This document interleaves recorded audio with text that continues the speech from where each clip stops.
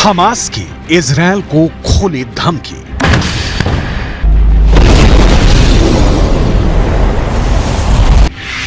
एक भी बंधक जिंदा वापस नहीं जाएगा।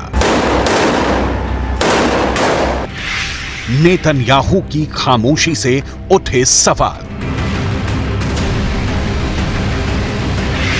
137 बंधकों का क्या होगा?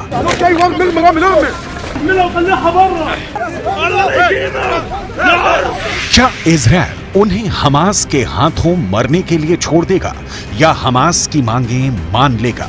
हमास के प्रवक्ता अबू उबैदा ने इंटरव्यू में कहा, ना तो फांसीवादी दुश्मन और उसका अहंकारी नेतृत्व, ना ही उसके समर्थक बिना किसी आदान प्रदान या बातचीत व मांगों को पूरा किए बगैर अपने कैदियों को जिंदा ले जा सकते हैं, ना ही वो जाने देगा। हमारे पास हर मोहल्ले, सड़क और गली में इस बर्बर कब्जे वालों से लड़ने के अलावा कोई विकल्प नहीं है। दुश्मन के विनाश का मकसद हमारे प्रतिरोध की ताकत को तोड़ना है, लेकिन हम अपनी भूमि पर एक पवित्र युद्ध लड़ रहे हैं। हमास की मांगे मानना इजरायल के लिए आसान नहीं है, लेकिन मुश्किल यह है कि इजरायल बंधकों को मरने के लिए छोड़ देता है तो फिर विश्व बिरादरी के आगे उसकी नाक कट जाएगी। मतलब इजरायल के प्रधानमंत्री बेंयामिन नेतन्याहू के आगे कुआं है और पीछे खाई। अगर हमास की बात मानते हैं तो उन्हें तत्काल युद्ध विराम घोषित करना होगा, जो इजरायल नहीं चाहता, और बंधकों को उनके हाल पर छोड़ देते हैं तो इजरायल की जनता उन्हें माफ नहीं करेगी। सवाल है, फिर नेतन्याहू आगे क्या करने जा रहे हैं? इसकी डिटेल आपको आगे दिखाएंगे कि नेतन्याहू के पास बंधकों को छुड़ाने का प्लान क्या है। उससे पहले हमास की उन मांगों की लिस्ट देख लेते हैं जिसे पूरा नहीं करने की सूरत में हमास ने सारे बंधकों को मौत के घाट उतार देने की धमकी दी है। पहली मांग, इजरायल को तत्काल सीज फायर की घोषणा करनी होगी। दूसरी मांग, इजरायल को गाजा पट्टी तक आने वाली ईंधन की लाइनों को फिर से बहाल करना पड़ेगा। तीसरी मांग, बंधकों की रिहाई के बदले इजरायली जेलों में कैद फिलिस्तीनी कैदियों को रिहा करना होगा। इजरायल डील करने में यकीन नहीं रखता। वह ऐसी सौदेबाजी को हथियारों से तय करता है, हमले से तय करता है। इजरायल की सेना का कहना है कि उसने 24 घंटे में 250 टारगेट को निशाना बनाया। इन हमलों में 297 फिलिस्तीनी लोगों की मौत हुई है, 500 से ज्यादा घायल हो गए हैं। हमास ने कहा है कि 7 अक्टूबर से अब तक 18,000 से ज्यादा फिलिस्तीनी मारे गए हैं। इजरायल का कहना है कि उसने 7,000 हमास के आतंकियों को मार गिराया है। ऐसा करते हुए इजरायल के 98 जवान शहीद हो गए हैं और 600 से ज्यादा जख्मी हुए हैं। हर युद्ध की कीमत चुकानी पड़ती है, लेकिन इसकी सबसे ज्यादा कीमत तो बंधक चुका रहे हैं। इन बंधकों को 7 अक्टूबर को हमास गाजा उठाकर ले आया और तब से अब तक इनके सिर पर हमास की बंदूकें तनी हुई हैं। हमास ने बहुत सोची समझी रणनीति के तहत इजरायल से लोगों को अगवा किया था। हमास का मकसद ही था कि इजरायली लोगों को अगवा करके रखेंगे और जब बाजी पलटने लगेगी तो इजरायल से बंधकों की जान का सौदा करेंगे।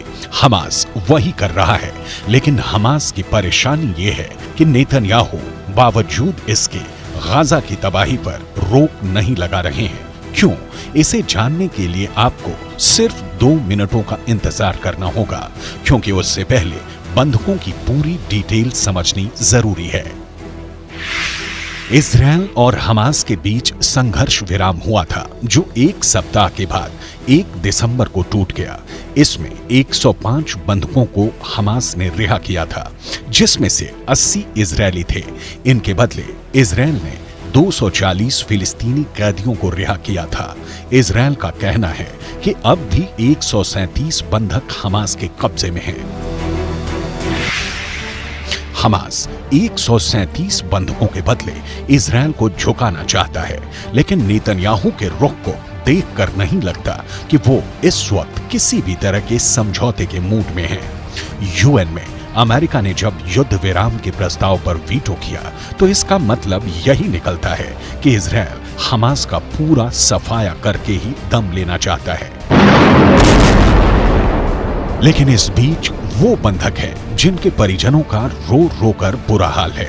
इस बीच कतर है जिसका कहना है कि फिर से सीज फायर कराने की कोशिशें जारी हैं। लेकिन दूसरी ओर कतर ही कह रहा है कि इजरायल की बमबारी सक्सेसफुल रिजल्ट देने में बड़ी अड़चन है।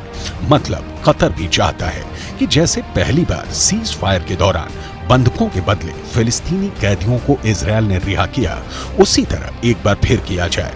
लेकिन नेतन्याहू सख्ती दिखा रहे हैं, क्योंकि गाजा के पूरी तरह तबाह होने में अब महीनों या साल नहीं लगने वाले। इजरायल चाहता है कि जब उसका गोला बारूद चलना बंद हो, उससे पहले हमास का सूपड़ा साफ हो जाए। लेकिन समस्याएं कई हैं।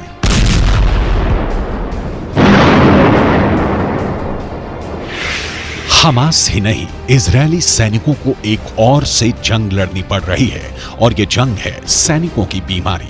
इसके अलावा यमन के हूती हैं जिनका हमला रुक ही नहीं रहा। इसके साथ ही हिजबुल्लाह है जो लगातार धमकी देते हैं, और तो और ईरान है जो लगातार इन संगठनों को खाद पानी देता है। बेंयामिन नेतन्याहू सत्ता में सुरक्षा की गारंटी देने के साथ आए थे, लेकिन 7 अक्टूबर के हमले ने उनकी गारंटी की चिंदी बिखेर दी। अब नेतन्याहू के सामने युद्ध है, और इस युद्ध में इजरायल की जीत की गारंटी पूरी करनी है। लेकिन नेतन्याहू फंस गए हैं। इजरायल के डॉक्टरों का कहना है कि गाजा के अभियान में लगे कई सैनिक पेट की एक गंभीर बीमारी से पीड़ित हो गए हैं, जिसे वो शिगला कहते हैं। कहा जा रहा है कि साफ सफाई के खराब माहौल और युद्ध क्षेत्र में दूषित खाने के कारण ये बीमारी फैल रही है। ये खाना शिगेला और हानिकारक बैक्टीरिया से दूषित हो जाता है।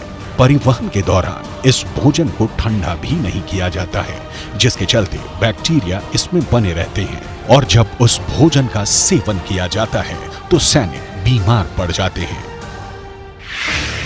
इजरायल की सेना उत्तरी गाजा में इस वक्त भयंकर तबाही मचा रही है। गाजा का मोर्चा इजरायली सेना के लिए जाना पहचाना है। गाजा इजरायल के बीच की दूरी भी कोई समस्या नहीं है, लेकिन युद्ध जैसे जैसे लंबा खिंच रहा है, मुश्किलों का आना लाजमी है। शिगेला बैक्टीरिया का एक प्रकार है। जब यह शरीर के अंदर प्रवेश होता है तो पेचिस का कारण बनता है, जिसे शिगेलोसिस कहा जाता है।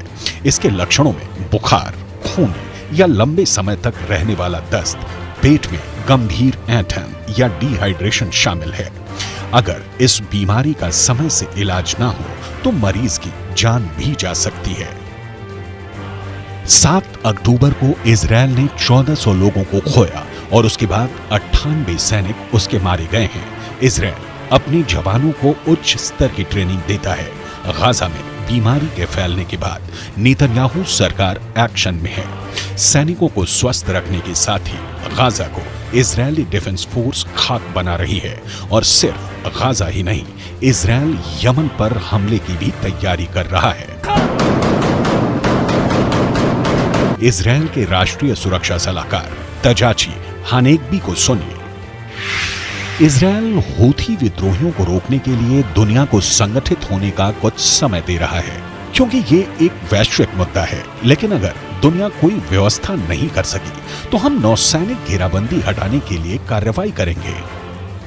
इजरायल को आज न कल हूथी और हिजबुल्लाह जैसे संगठनों से दो हाथ करना ही होगा, क्योंकि हमास के खात्मे के बाद ये संगठन ईरान के नेतृत्व में ज्यादा एक्टिव होंगे। यमन के हूथी और हिजबुल्लाह दोनों ईरान की तरह शिया हैं, लिहाजा ईरान सुन्नी हमास की तरह इन संगठनों के पीछे से हाथ भी नहीं खींचने वाला। इसीलिए इजराइल की हमेशा से कोशिश रही है कि जब सफाई हो रही है तो लगे हाथ हूथी और हिजबुल्लाह दोनों को साफ कर दिया जाए। यहाँ हूथी विद्रोहियों के बारे में कुछ दिलचस्प जानकारी देख लीजिए।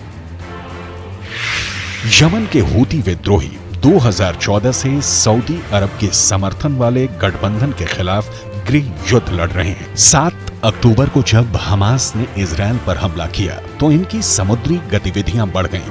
यमन से लाल सागर होते हुए हूथी इजराइल को निशाना बना रहे हैं। हूथी विद्रोहियों के मामले को नाकाम करने के लिए अमेरिका ने लाल सागर में अपना युद्धपोत तैनात किया है। बावजूद इसके हूथी हमले नहीं रोक रहे, लिहाजा नेतन्याहू इनका परमानेंट उपाय तलाशने में जुट गए हैं।